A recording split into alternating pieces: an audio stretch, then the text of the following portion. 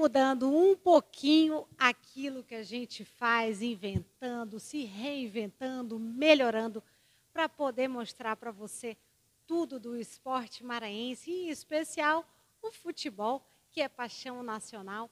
Para isso, o entrevistado de hoje, o treinador Roberto Fonseca, treinador da Bolívia Querida. Para o torcedor, para quem te acompanha, porque eu descobri que não é só o torcedor boliviano que acompanha a tua carreira, porque quando eu falei nas redes sociais que eu queria entrevistar Roberto Fonseca, já foi gente falando para mim, era ótimo zagueiro. Me fala um pouco dessa carreira primeiro como zagueiro. Bom, primeiramente, quem me olha já acha que não era, né? Porque eu tenho 1,76 m, talvez eu não me contrataria como zagueiro, né? Até pelo próprio tamanho, né? Mas não, eu tive uma vida de 20 anos de futebol, 20 anos. Eu comecei aos 17, 18 eu estava no profissional e parei praticamente aos 38 anos de idade, foi quando eu encerrei a minha carreira. Então, foram 20 anos praticamente fazendo isso. Eu ainda brinco, né? Eu nunca fiz nada, nunca fiz uma outra coisa que não fosse futebol, ou dentro de campo, ou fora de campo.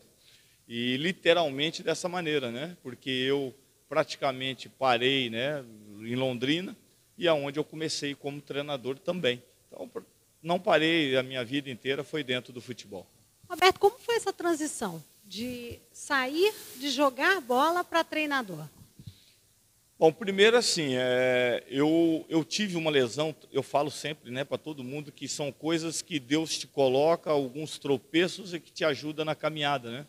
Eu fui jogar no Bahia, né, no Bahia, aos 29 anos, mais ou menos, de idade. E eu tive uma lesão seríssima no meu joelho, jogando no Bahia, né? E de lá eu senti que até então eu não tinha me tocado que a profissão de jogador de futebol ela teria fim. E aos 29 anos eu tive uma lesão seríssima, né? E dali em diante eu sabia que ou mais cedo ou mais tarde eu iria parar. Então eu comecei a estudar, eu comecei a dedicar e a gostar, né, eu sempre fui muito curioso na parte tática, sempre fui um cara muito interessado dentro de campo na parte tática. Então eu comecei a fazer cursos de treinador, né, e eu achei que talvez eu pararia logo com essa lesão que eu falei, tive uma cirurgia, fiquei 1 ano parado praticamente, e ali eu comecei a fazer cursos, comecei a estudar, voltei a me preocupar nessa preparação para poder estar nessa carreira. E acabei jogando ainda mais 8 anos, né? Mas essa lesão fez com que eu me preocupasse com a hora da parada. E aí eu me preparei e automaticamente aos 38 anos já, né, claro, cansado de treinamentos, um problema sério nesse joelho que vinha se alastrando desde dessa data.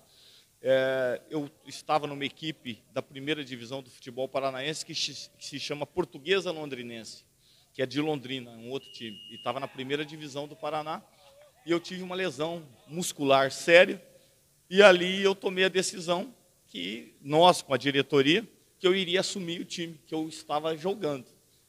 Mas com toda a preparação que eu tive, realmente é um choque, um choque de realidade. Eu parei de ser jogador e virei treinador nessa mesma equipe. Me diz uma coisa, trabalhar com o filho como auxiliar te ajuda? Me ajuda porque eu quero ser sempre um exemplo positivo, eu quero passar para ele aquilo que eu não tive a oportunidade e a confiança, né, de uma pessoa que está trabalhando ao lado, ele é muito interessado, talvez hoje ele assista e acompanha mais futebol até do que eu, e é uma pessoa que jogou futebol, claro que também não se cuidou, ele tem até um testemunho interessante, que ele não se cuidava, dá para se notar pelo biotipo dele, né? E aí o que acontece? Ele parou de jogar aos 28 anos, mais ou menos, e aí ele começou a estagiar comigo, ele não veio trabalhar não, ele sofreu um tempo ainda.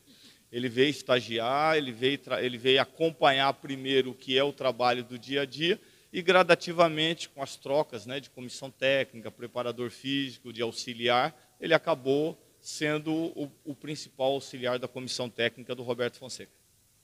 Quando você foi escolhido, eu me lembro da especulação em cima do nome do novo treinador.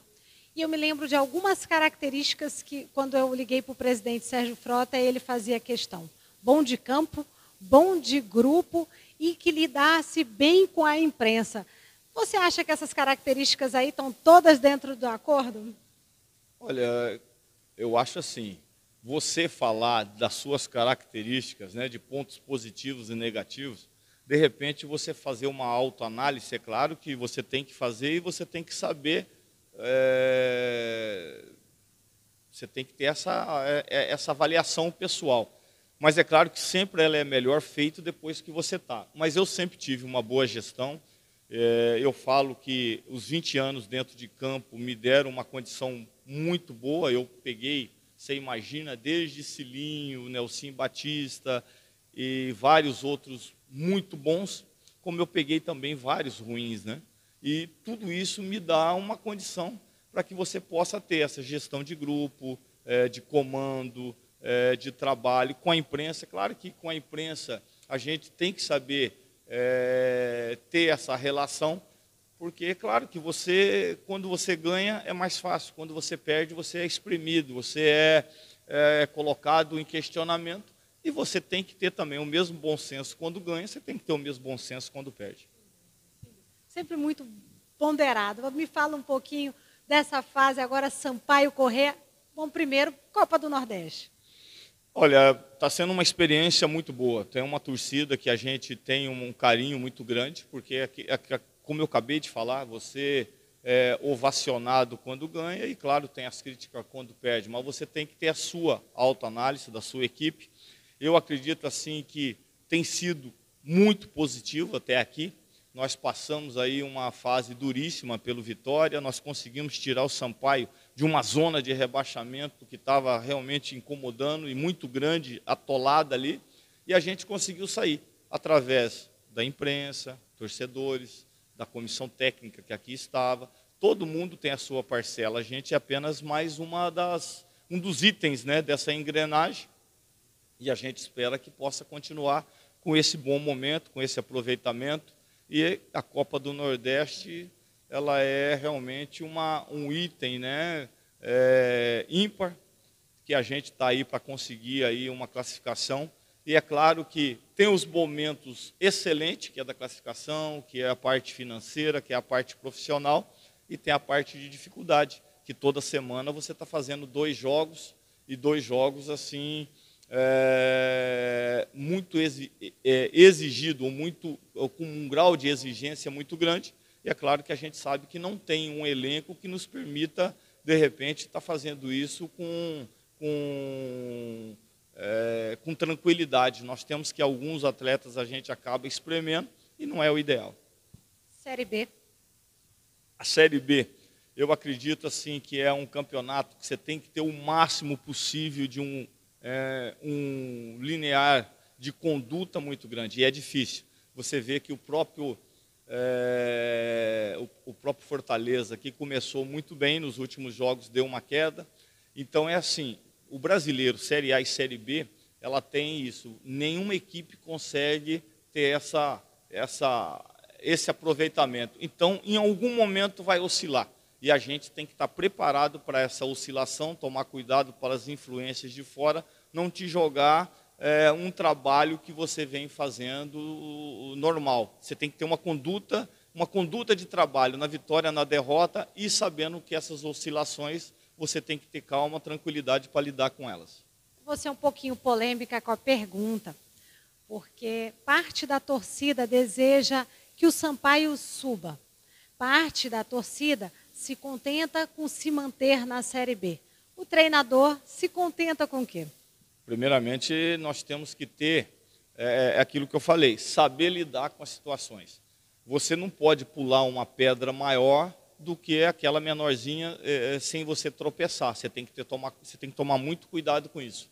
Então, veja bem, a pontuação que nos dá a primeira tranquilidade dentro dessa competição, uma equipe que subiu recente, o caso do Sampaio, nós temos que estar fazendo 45, 46 pontos. Então, eu diria para você, mas vai estar satisfeito? Não. Isso vai depender de quando nós vamos atingir.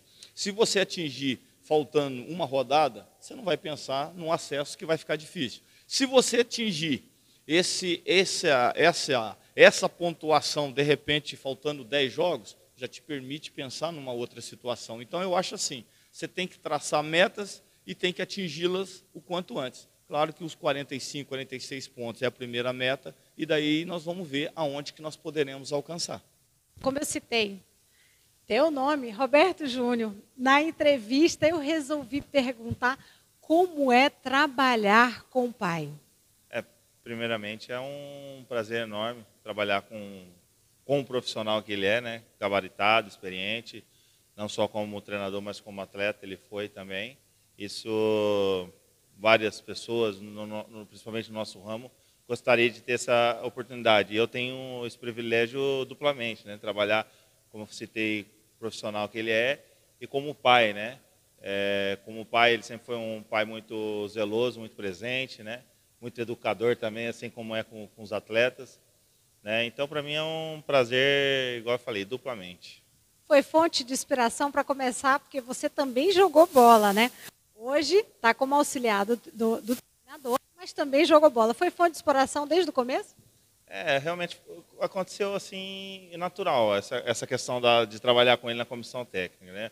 Eu, como jogador, eu sempre tive muita dificuldade na parte física, na parte, principalmente, eu tive vários problemas de pubis, essas coisas, então eu tive essa muita dificuldade. Mas eu sempre fui um jogador que tentei ter muito essa leitura na parte tática, na parte técnica, para mim se sobressair por causa desses problemas, né? E então, assim, quando eu parei de jogar, não surgiu uma oportunidade de imediato trabalhar com ele. Teve um tempo inapto, assim, de 1 ano mais ou menos. E aí sim eu tive essa oportunidade de trabalhar. Já são 5 anos já trabalhando com ele. Para não tomar muito teu tempo, porque vocês estão entrando para uma reunião expectativa agora para a Copa do Nordeste. É uma expectativa muito grande da gente passar para essa final.